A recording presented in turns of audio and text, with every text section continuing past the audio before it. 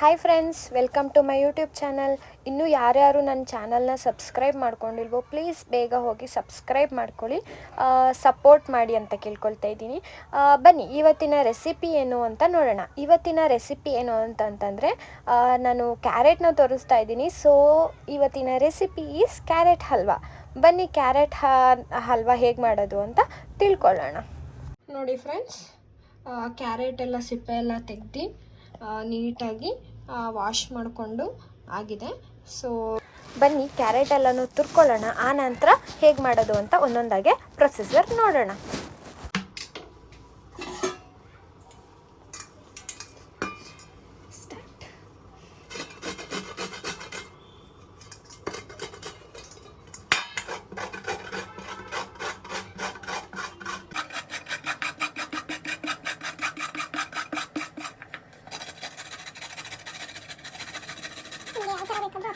ತುರ್ಕೊಳ್ಬೋದು.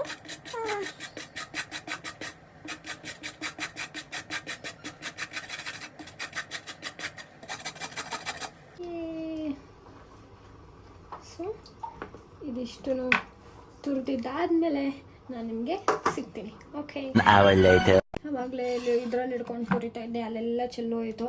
So ಅದಕ್ಕೋಸ್ಕರ ಪ್ಲೇಟಲ್ಲಿ ತುರಿದಿದ್ದೀನಿ. ಇಷ್ಟು ತುರಿದಿದ್ದೀನಿ. ಇವಾಗ ಇನ್ನೂ ಇಷ್ಟಿದೆ, ತುರಿತಾ ಇದ್ದೀನಿ. ಕಂಟಿನ್ಯೂ ಮಾಡೋಣ.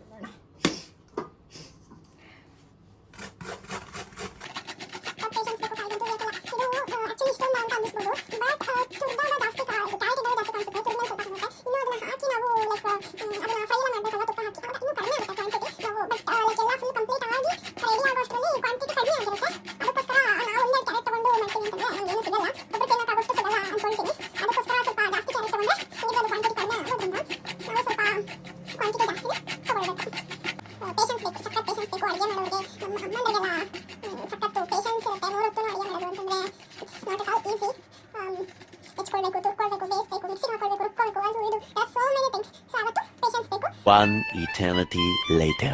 ಫೈನಲಿ ಕ್ಯಾರೆಟ್ ಫುಲ್ಲು ತುರಿದಾಯ್ತು. ತುರಿಯೋ ಅಷ್ಟರಲ್ಲಿ ನನಗಂತೂ ಸಾಕಾಗೋಯ್ತು. ಅದ್ರ ಜೊತೆಗೆ ಇವಾಗ ನಾವು ಪ್ರೊಫೆಷನ್ ಸ್ಟೈಲಲ್ಲಿ ಇದಕ್ಕೆ ಏನೇನು ಇಂಗ್ರೀಡಿಯೆಂಟ್ಸ್ ಬೇಕು ಅಂತ ಒಂದ್ಸಲ ನೋಡ್ಕೊಂಡು ಬಂದ್ಬಿಡೋಣ. ಬನ್ನಿ. ಮೇಯ್ನ್ ಇಂಗ್ರೀಡಿಯೆಂಟ್ಸ್ ನಮಗೆ ಕ್ಯಾರೆಟ್, ಜೊತೆಗೆ ಗೋಡಂಬಿ ದ್ರಾಕ್ಷಿ, ಜೊತೆಗೆ ಹಾಲು, ಜೊತೆಗೆ ತುಪ್ಪ, ಜೊತೆಗೆ ಸಕ್ಕರೆ. ಇಷ್ಟು ಇಂಗ್ರೀಡಿಯೆಂಟ್ಸ್ ನಮಗೆ ಮೇಯ್ನಾಗಿ ಬೇಕಾಗಿರೋದು. ನಾನು ಇಲ್ಲಿ ನಂದಿನಿ ಹಾಲನ್ನ ತೊಗೊಳ್ತಾ ಇದ್ದೀನಿ. ನಮ್ಮ ಮನೇಲಿ ಯೂಶ್ವಲಿ ಬಳಸೋದಿದ್ದೇನೆ, ನಮಗೆ ಇದೇ ಇಷ್ಟ ಆಗುತ್ತೆ. ಸೊ ನೀವು ಯಾವ ಹಾಲು ಬೇಕಾದರೂ ತೊಗೊಳ್ಬೋದು. ಆ್ಯಂಡ್ ತುಪ್ಪ ಕೂಡ ನಾನು ಮನೇಲಿ ಮಾಡಿರೋ ತುಪ್ಪನೇ ತೊಗೊಂಡಿದ್ದೀನಿ, ನೀವು ನೋಡ್ಬೋದು. ಯಾಕಂತಂದರೆ ನಮಗೆ ಮನೇಲಿ ಮಾಡಿರೋ ತುಪ್ಪನೇ ತಿಂದು ಅಭ್ಯಾಸ. ನಮಗೆ ಬೇರೆ ತುಪ್ಪ ಅಷ್ಟೊಂದು ಇಷ್ಟ ಆಗಲ್ಲ. ಆ್ಯಂಡ್ ಆಲ್ಸೋ ನಮಗೆ ಇನ್ನೊಂದು ಏನಂತಂದರೆ ಮನೇಲಿ ಮಾಡಿರೋ ತುಪ್ಪದಿಂದ ಅಡುಗೆ ಮಾಡಿದ್ರೆ ಇನ್ನೂ ಅಡುಗೆ ತುಂಬ ಟೇಸ್ಟಿ ಆಗಿರುತ್ತೆ. ಜೊತೆಗೆ ಇಷ್ಟು ಇಂಗ್ರೀಡಿಯೆಂಟ್ಸ್ನ ತೊಗೊಂಡಿದ್ದೀನಿ. ಬನ್ನಿ ಇವಾಗ ಸ್ಟಾರ್ಟ್ ಮಾಡೋಣ. ನಾನು ಗ್ಯಾಸ್ನ ಆನ್ ಮಾಡ್ಕೊಳ್ತಾ ಇದ್ದೀನಿ. ಓಕೆ, ಗ್ಯಾಸ್ ಆನ್ ಮಾಡಿದ ನಂತರ ನಾನು ಒಂದು ಬಾಣಲಿನ ಇಡ್ತಾ ಇದ್ದೀನಿ. ಸೊ ಬಾಣಲಿ ಇಟ್ಟಿದ್ದಾಯಿತು. ಇವಾಗ ಅದಕ್ಕೆ ಸ್ವಲ್ಪ ನಾವು ಏನು ಹಾಕೋಣ ಅಂತಂದರೆ ತುಪ್ಪ. ಫಸ್ಟು ನಾವು ಇದು ರೆಸಿಪಿ ಸ್ಟಾರ್ಟ್ ಮಾಡೋಕ್ಕೆ ಮುಂಚೆ ನಾವು ಗೋಡಂಬಿ ದ್ರಾಕ್ಷಿನ ಹುರ್ಕೊಂಬಿಡೋಣ. ನಾನೇನು ಮಾಡ್ತಾಯಿದ್ದೀನಿ ಅಂತಂದರೆ ಇಲ್ಲಿ ಸ್ವಲ್ಪ ಅದನ್ನು ಹುರಿಯೋಕ್ಕೆ ಎಷ್ಟು ತುಪ್ಪ ಬೇಕೋ ಅಷ್ಟು ಹಾಕ್ಕೊಳ್ತಾ ಇದ್ದೀನಿ. ಫುಲ್ಲಾಗಿ ಹಾಕ್ಕೊಳ್ತಾ ಇಲ್ಲ.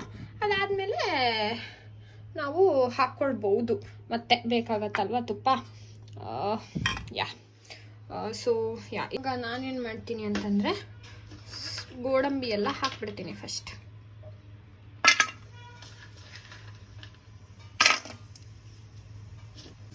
ಗೋಡಂಬಿನ ಹುರ್ಕೊಳ್ಳೋಣ ಫಸ್ಟು.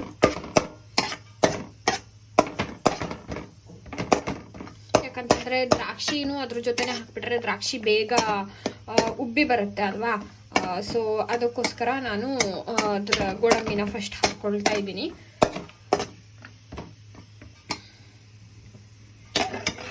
ಇವಾಗ ನಾವು ಗೋಡಂಬಿ ಸಹ ಜೊತೆಗೆ ದ್ರಾಕ್ಷಿನೂ ಹಾಕ್ಕೊಳ್ಳೋಣ.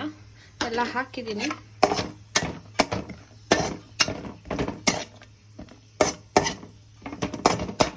ಇದು ಸ್ವಲ್ಪ ಗೋಲ್ಡನ್ ಬ್ರೌನಿಶ್ ಕಲರ್ ಬರಲಿ.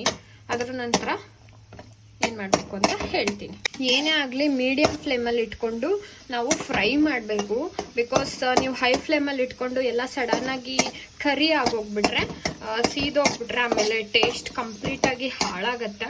ಸೊ ಅದಕ್ಕೋಸ್ಕರ ಮೀಡಿಯಮ್ ಫ್ಲೇಮಲ್ಲೇ, ಸ್ವಲ್ಪ ತಡವಾದರೂ ಪರವಾಗಿಲ್ಲ, ಮೀಡಿಯಮ್ ಫ್ಲೇಮಲ್ಲೇ ಇಟ್ಕೊಂಡು ನಾವು ಮಾಡೋಣ. ನೀವು ನೋಡ್ಬೋದು ಗೋಡಂಬಿ ದ್ರಾಕ್ಷಿನ ನಾನು ಚೆನ್ನಾಗಿ ಫ್ರೈ ಮಾಡ್ಕೊಂಡಿದ್ದೀನಿ. ಗೋಲ್ಡನ್ ಬ್ರೌನಿಷ್ ಕಲರ್ ಬಂದಿದೆ. ಸೊ ನಾನು ತುಪ್ಪ ಹಾಕ್ತಿದ್ದೀನಿ. ಯಾಕಂತಂದರೆ ಯಾವುದೇ ಹಲ್ವಾ ಆದರೂ ತುಪ್ಪ ತುಂಬ ಇಂಪಾರ್ಟೆಂಟ್ ಆಗುತ್ತೆ. ಸೊ ನಾನು ಅದಕ್ಕೆ ತುಪ್ಪ ಹಾಕ್ತಿದ್ದೀನಿ ಫಸ್ಟು. ಓಕೆ, ಇವಾಗ ಕ್ಯಾರೆಟ್ನ ಹಾಕೋಣ ಸ್ವಲ್ಪನೇ. ನೋಡಿ, ನೀವು ನೋಡ್ತಾ ಇರ್ಬೋದು ಸ್ಮೆಲ್ ಕೂಡ ಚೆನ್ನಾಗಿ ಬರ್ತಿದೆ. ಫುಲ್ ಕ್ಯಾರೆಟ್ ಹಾಕ್ತೀನಿ.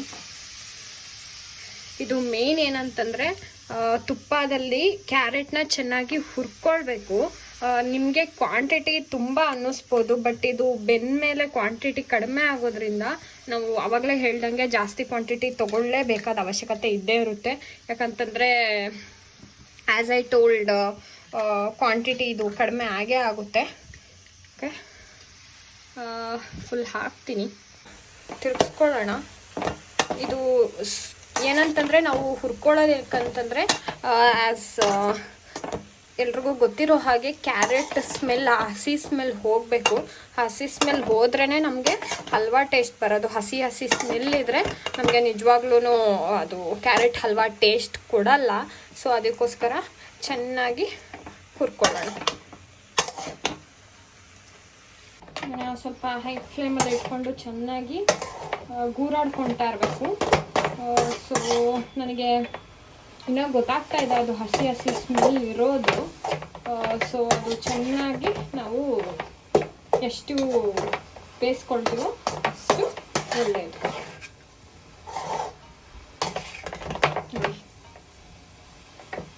ಸ್ಮೆಲ್ಲು ಒಂದು ಕಡೆ ತುಪ್ಪದ ಘಮ, ಒಂದು ಕಡೆ ಹಸಿ ಸ್ಮೆಲ್, ಕ್ಯಾರೆಟ್ ಹಸಿ ಸ್ಮೆಲ್ ಇರುತ್ತಲ್ವ, ಅದು ಎರಡೂ ಬರ್ತಾ ಇದೆ. ಒಂಥರ ಸ್ಮೆಲ್ ಚೆನ್ನಾಗಿದೆ, ಬಟ್ ಸ್ಟಿಲ್ ನಮಗೆ ತುಪ್ಪದ ಘಮ ಮಾತ್ರ ಬರೋ ಅಷ್ಟು ಈ ಕ್ಯಾರೆಟ್ ಹಸಿ ಸ್ಮೆಲ್ ಕಂಪ್ಲೀಟಾಗಿ ಹೋಗೋ ಥರ ನಾವು ಈ ಕ್ಯಾರೆಟ್ನ ಬೇಯಿಸ್ಕೊಳ್ಬೇಕು.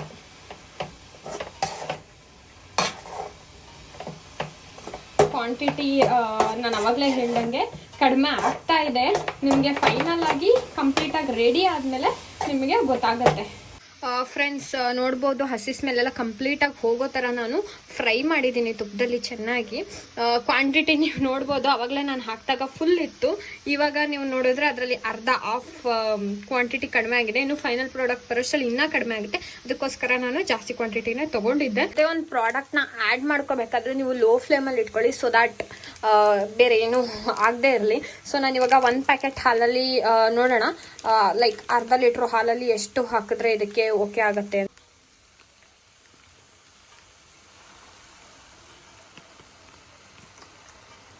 Let me see is this quantity is okay. ಇನ್ನೂ ಸ್ವಲ್ಪ ಬಿಟ್ಕೊಂಡಿದ್ದೀನಿ ನಾನು.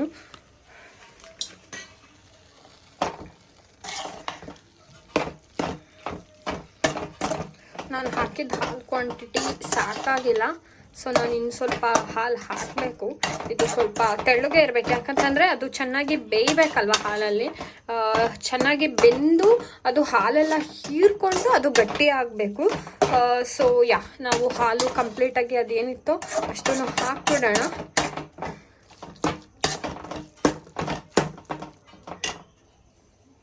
ಎಸ್, ಕಂಪ್ಲೀಟ್ ಹಾಲು ಹಾಕ್ತಾ ಇದ್ದೀನಿ.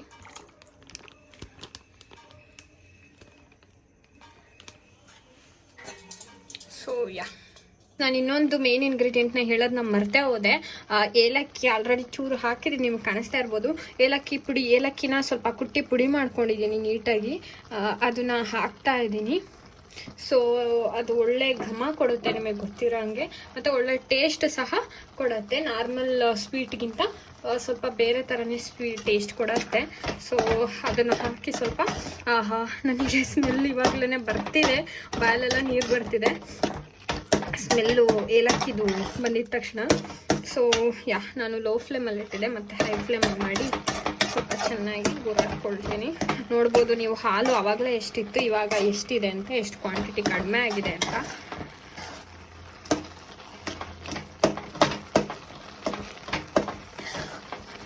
ಇದು ಕಂಪ್ಲೀಟಾಗಿ ಕುಕ್ ಆದಮೇಲೆ ನಾನು ಸಿಗ್ತೇನೆ ನಿಮಗೆ. ಹಾಲು ಸ್ವಲ್ಪನೂ ಇಲ್ಲದೆ ಇರೋ ಥರ ಕಂಪ್ಲೀಟಾಗಿ ಬೆಂದಿದೆ. ಇದು ಬೆಂದಿದ ನಂತರ ಇವಾಗ ನಾವು ಏನು ಮೇನ್ ಇಂಗ್ರೀಡಿಯೆಂಟ್ ಸ್ವಲ್ಪನೂ ನನಗೆ ಇವಾಗ ಆಲ್ರೆಡಿ ಕ್ಯಾರೆಟದು ಹಸಿ ಸ್ಮೆಲ್ಲೆಲ್ಲ ಕಂಪ್ಲೀಟಾಗಿ ಹೋಗಿ ನನಗೆ ಕ್ಯಾರೆಟ್ ಹಲ್ವಾ ನಾವು ತಿನ್ನುವಾಗ ಯಾವ ಥರ ಘಮ್ಮ ಅಂತ ಇರುತ್ತಾ ಆ ಥರ ಸ್ಮೆಲ್ ಬರ್ತಾ ಇದೆ ನಾವು ಏಲಕ್ಕಿ ಎಲ್ಲನೂ ಹಾಕಿರೋದ್ರಿಂದ. ಸೊ ಇವಾಗ ನಮಗೆ ಮೇನ್ ಇಂಗ್ರೀಡಿಯೆಂಟ್ ಏನಂತಂದರೆ ಸಕ್ಕರೆ. ನಾವು ಸ್ವಲ್ಪ ಸಕ್ಕರೆ ಜಾಸ್ತಿ ತಿನ್ನೋದ್ರಿಂದ ನಾವು ಸಕ್ಕರೆ ಜಾಸ್ತಿ ಹಾಕ್ಕೊಳ್ತೀನಿ. ನಿಮಗೆ ನೋಡಿ ಸಕ್ಕರೆ ಜಾಸ್ತಿ ಇದ್ದರೆ ಇಷ್ಟ ಆಗುತ್ತಾ, ಕಡಿಮೆ ಇದ್ದರೆ ಎಷ್ಟಾಗುತ್ತಾ, ಯಾವ ಥರ ಇದ್ದರೆ ಇಷ್ಟ ಆಗುತ್ತೆ ಆ ಥರ ಸಕ್ಕರೆನ ಹಾಕ್ಕೊಳ್ಳಿ. ನಾನು ಸಕ್ಕರೆ ಹಾಕ್ತಾ ಇದ್ದೀನಿ. ಕಂಪ್ಲೀಟಾಗಿ 1 ಬೌಲ್ ಫುಲ್ ಹಾಕಿದ್ದೀನಿ. ಸೊ ಇವಾಗ ಸಕ್ಕರೆನ ಚೆನ್ನಾಗಿ ಮಿಕ್ಸ್ ಮಾಡೋಣ. ಇದು ನಿಮಗೆ ರುಚಿಗೆ ತಕ್ಕಷ್ಟು, ನಿಮಗೆ ಸಕ್ಕರೆ ಕಡಿಮೆ ಬೇಕು ಅಂತ ಅನ್ಸಿದ್ರೆ ಕಡಿಮೆ ಸಕ್ಕರೆ ಹಾಕ್ಕೊಳ್ಳಿ. ಜಾಸ್ತಿ ಬೇಕು ಅನ್ಸಿದ್ರೆ ನೀವು ಸ್ವೀಟ್ ಜಾಸ್ತಿ ತಿನ್ನೋ ಹಾಗಿದ್ರೆ ಜಾಸ್ತಿನೇ ಹಾಕ್ಕೊಳ್ಳಿ. ಯಾಕಂತಂದರೆ ನಮಗೆ ಸಿಹಿ ಪದಾರ್ಥಗಳು ಸ್ವಲ್ಪ ಜಾಸ್ತಿನೇ ಸ್ವೀಟ್ ಇರಬೇಕಾದ್ರಿಂದ ನಮ್ಮನೆಯಲ್ಲೂ ಸ್ವೀಟ್ ಜಾಸ್ತಿನೇ ತಿಂತಾರೆ. ಕಡಿಮೆ ಸ್ವೀಟ್ ಇದ್ದರೆ ಅದು ನಮಗೆ ಅಂಥ ಟೇಸ್ಟು ಕೊಡಲ್ಲ. ಸ್ವೀಟ್ ಬೇಕಾಗಿರೋ ಜಾಸ್ತಿ ಸ್ವೀಟ್ ಯಾವುದು ಕೇಳುತ್ತೆ ಆ ಪದಾರ್ಥಗಳಿಗೆ ಸ್ವಲ್ಪ ನಾವು ಜಾಸ್ತಿ ಸಕ್ಕರೆ ಹಾಕಲೇಬೇಕಾಗತ್ತೆ. ನಾನು ಹಾಕಿದ್ದೀನಿ, ನೋಡೋಣ. ಚೆನ್ನಾಗಿ ಸ್ಮ್ಯಾಶ್ ಆಗಿದೆ.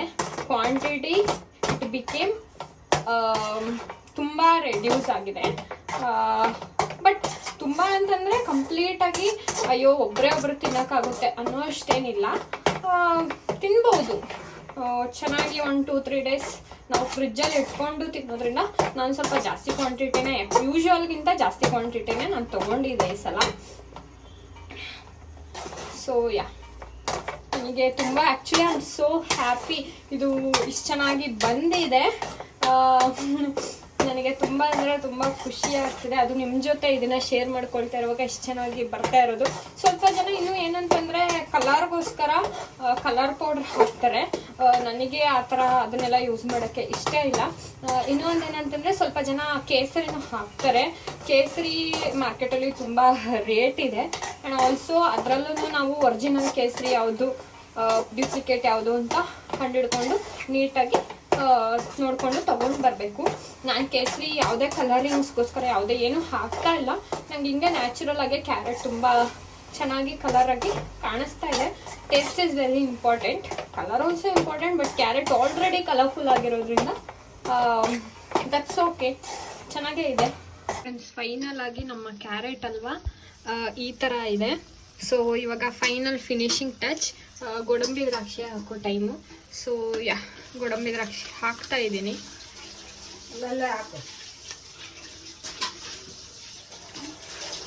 ನನಗಂತೂ ನಾನು ಆಲ್ರೆಡಿ ಸ್ಟವ್ನ ಆಫ್ ಮಾಡಿದ್ದೀನಿ.